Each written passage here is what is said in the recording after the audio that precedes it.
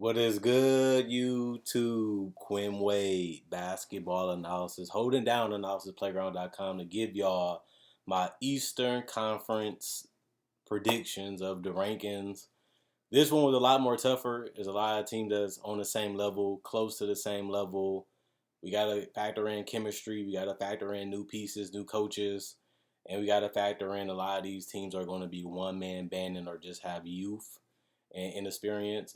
We not factor in trades or injuries outside of certain teams. And other than that, I want to start from the bottom and work my way all the way up to the number one team. 15, Orlando. I feel like Orlando will definitely, for sure, be the worst team in the Eastern Conference. Last year it was Detroit. I feel like Orlando, with all the injuries, uncertainty of who's going to come in, when they're going to come back, the lineups, the streaky shooting, the non-shooting, the size is still a problem. When interior, they have so many holes and so many gaps, so much inexperience and lack of floor spacing and lack of shot creation that I definitely think that if you can't score, can't create shots, you can't defend, you have a recipe for disaster. Luckily for them, that means they're in the lottery to add another piece of this young core. Plus, the guys will be back hopefully healthy next year, so they should be a lot better with health and add another piece. They should be interesting. 14, Detroit. This team will still be at the bottom. They don't really have enough to beat the better teams, and the East has gotten better throughout the entire run the last couple years, and now they're even better. This team has gotten better, but teams are still above them. Only way they'd be moving up if injuries or something happen. Other than that, they have youth, they have more talent, still lacking a lot of talent, still lacking a lot of elite level talent, and we really don't know what a lot of these young guys are going to be or what they're going to do until we actually see it, and that usually helps you lose. 13, Cleveland. I still think they'll be terrible. They still will be bad. Still going to have bad defense. Still going to have poor scoring. They are a team that's going to be better than the other teams just because they have played together. We giving them inherent growth. And on top of that, they do have guys that can produce and actually have starter caliber players. Just the fit doesn't mesh well. Guys don't really seem to enjoy playing with each other. And on top of that, they have a lot of size and defensive problems. Plus, they don't have the greatest offense either. Usually, you lose a lot of games with that accompanied with lack of experience. Toronto, they have the coach. They just have no talent to really put everything together. They have guys that can play and be competitive and give you a lot of fire. And these guys aren't going to quit and just give up. But they just don't have enough to really execute and win games. They have a lot of guys that understands the game, has played the game at a high level. That's why I think that they'll win some games. But ultimately, the lack of talent will help them lose a lot. Washington, they do have Bradley Beal and some good supporting cast. This is a team that we really don't know because the coach, and we just don't know what they're going to do. But if they're not going to defend and they're not going to be able to create high level offense, then they're going to be stuck in the good to okay side, which means they're going to be out of the playoffs in the playing conversation or miss that too. The Bulls, I think that they'll be better. They have more scoring. They have a little bit more perimeter defense, adding Lonzo and Caruso. They do have better size with Vucevic, Zach LaVine, and also having Laurie Marketing gone gives them more guys that can buy into what they want to do. Still lack depth. Still lack guys that really can carry you the whole way. A lot of these guys joined together because they didn't work out on this team, didn't work on that team. Now they're trying to combine and want to see if they can get it done together. We still got to see what Billy Donovan can do. He did make it to the playoffs. He do know how to use hybrid and small lineups and stuff like that.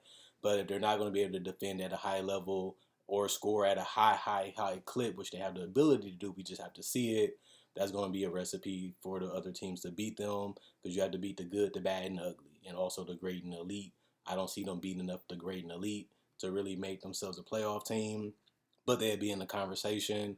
And as long as you're in the conversation, you're in the play-in. And if you're in the play-in, you still have opportunity to win because this is not based on trades or injury. 9, I got Philly. I look at it like once they trade Ben Simmons, they'll be going right out of the playoffs.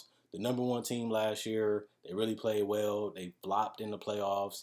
And now losing the All-Star, one of the best defenders in the league, top 3 defender in the league, and you're replacing them with crumbs and scraps or picks. and then you're not giving somebody that can produce or give you something, especially you're going to take a huge loss defensively. Embiid will be dominant. They have a good enough supporting cast and coach. They will still be competitive. They will still win games. But ultimately, it's just better teams in the East, and that's going to win out. Hornets, I feel like they are a well-rounded team. They added more pieces. They added more experience. They added more growth. They got a good coach. They have a good play style. They have a good, continuity. Injuries really killed them. They got injured at the wrong time. Losing LaMelo, losing Gordon really hurted them chance of getting on that finishing run to really complete the season in the playoff spot. They was right there. They just blew it and never could get fully healthy when it mattered most. And that usually is the way you get out of the playoffs, which they ended up doing. But they was right there, and they was in the playoffs the whole entire year. If they stay a lot more healthier or a little bit more healthier, about 15 games more healthier, maybe they're locked to be at the bottom, which I have them as eighth in the Eastern Conference. Indiana, I still think that they'd be good. Rick Carlisle finds a way to get the best out of talent.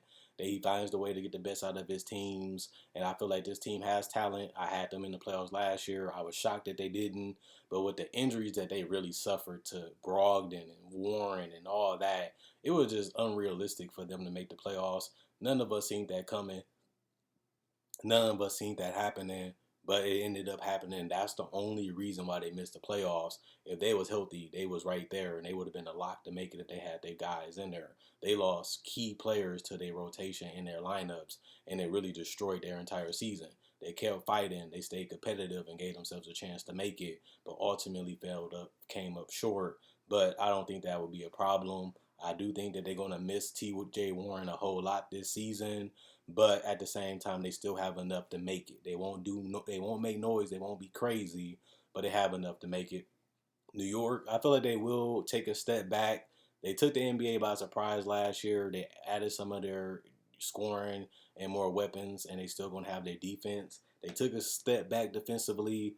They took a step back shooting because a lot of their guys can shoot, but they're not great or consistent shooters. And injuries could still play a factor too. But I like the fact that they're gonna be well coached. They're gonna play the right way. They're gonna go out there and do whatever it takes to win games, and that should be enough to lock them up to a playoff spot. Maybe not home court advantage, but it should be enough to get them sixth.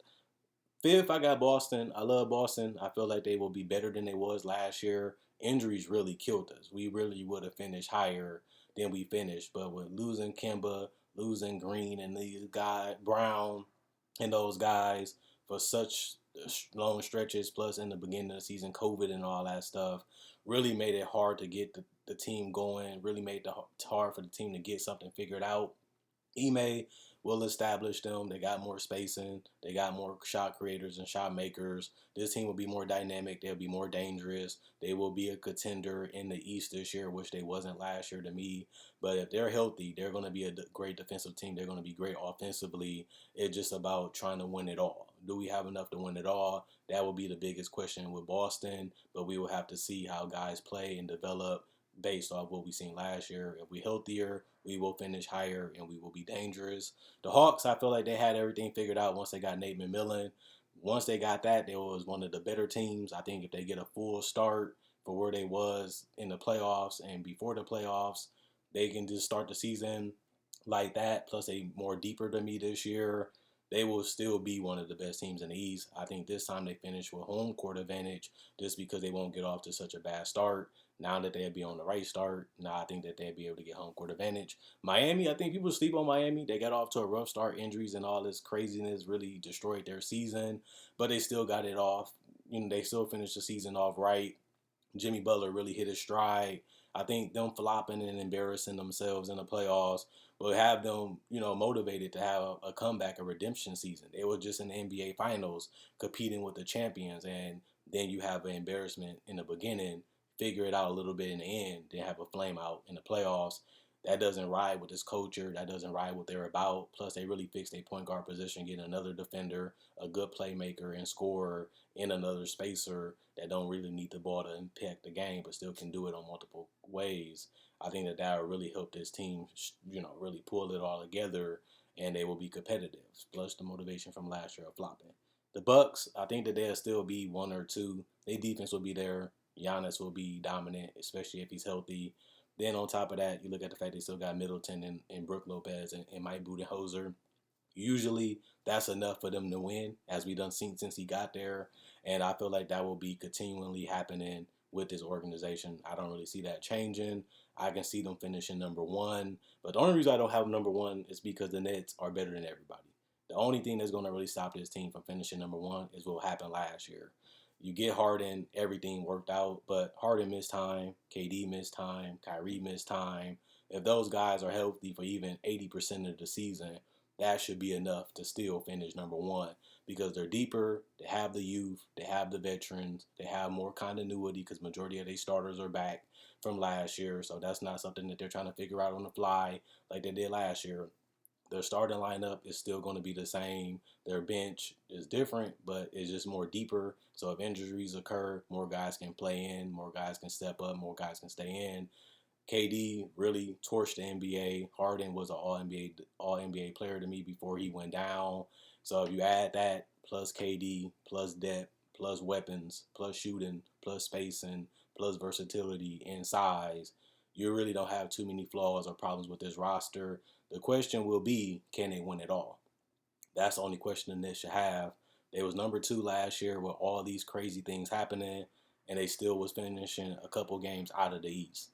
Now they went all the way back healthy with more talent. They should definitely finish number one this season. We'll see what happens. We'll see what goes on. But I'm picking the Nets to finish number one this year. That's not going to be a surprise. It's going to probably be everybody's list, and that's how it should be, even with injuries. And they pretty much was proving that last year in the East.